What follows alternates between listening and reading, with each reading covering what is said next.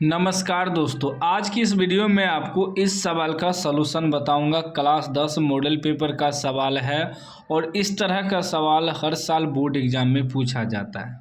करें यदि त्रिभुज ABC में DE समानांतर BC, AD बटे DB बराबर 1.5/3 तथा AE बराबर 1 सेंटीमीटर, तो EC बराबर EC हमें निकालना है।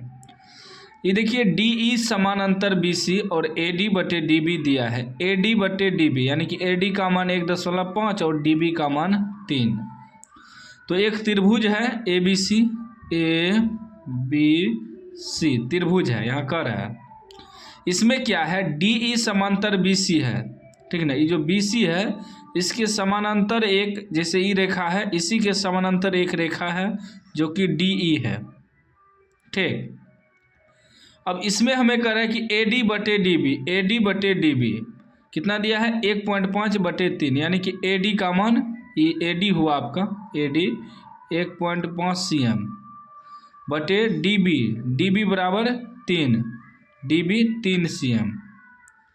उसके बाद कह रहा है AE यहाँ से यहाँ तक, ये भी दिया कितना, 1 सेमी।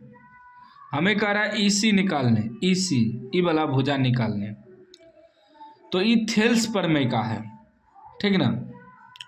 यहाँ लिख देंगे जो दिया है, AD बटे DB बराबर 1.5/3 cm, AE बराबर 1 cm, EC हमें निकालना है, EC बराबर वाट।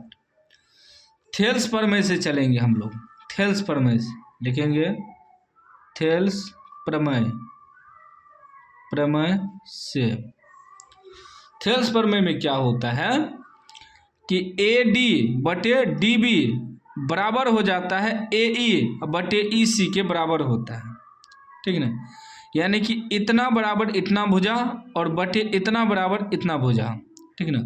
तो AD के बराबर AE हो जाएगा और DB के बराबर EC हो जाएगा। यह थेल्स प्रमेय से होता है। तो लिखेंगे AD बटे DB बराबर AE बटे EC। यह थेल्स प्रमेय से सूत्र होता है, याद रखिएगा, ठीक ना। और यही सूत्र याद रहेगा तो सवाल आसानी से बना लीजिएगा। सवाल में कुछ नहीं है, बस सूत्र याद रहना चाहिए थेल्स प्रमेय से, ठीक।